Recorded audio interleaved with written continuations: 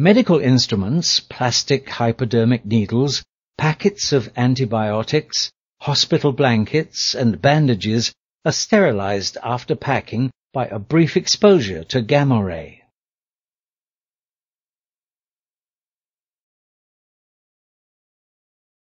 Radiometric dating, often called radioactive dating, is another application of radioisotopes. This process is used to determine the age of materials from the decay of their radioactive elements.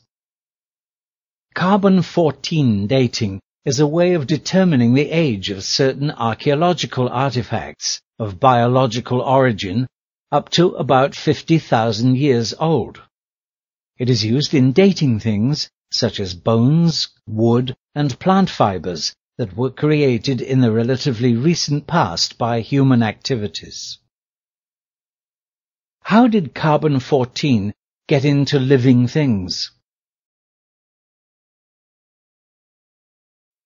Carbon-14 is a natural radioisotope formed when neutrons ejected from nuclei in the atmosphere by cosmic rays collide with atmospheric nitrogen. Carbon-14 then forms radioactive carbon dioxide. Plants then take in this radioactive carbon dioxide during photosynthesis. Thus, these plants contain the same proportion of carbon-14 as the atmosphere. When these plants die, there is no more intake of carbon-14.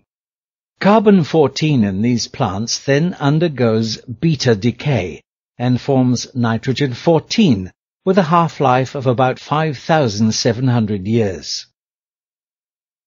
By measuring the activity of carbon-14 in the remains, the age of any ancient carbon-containing material, such as wood or charcoal, may be estimated within the range of 1,000 to 50,000 years. Other useful radioisotopes for radioactive dating that uses the principle of carbon-14 dating include 1. Uranium-235, with a half-life of 704 million years. 2. Uranium-238, with a half-life of 4.5 billion years. 3. Thorium-232, with a half-life of 14 billion years. And 4. Rubidium-87, with a half-life of 49 billion years.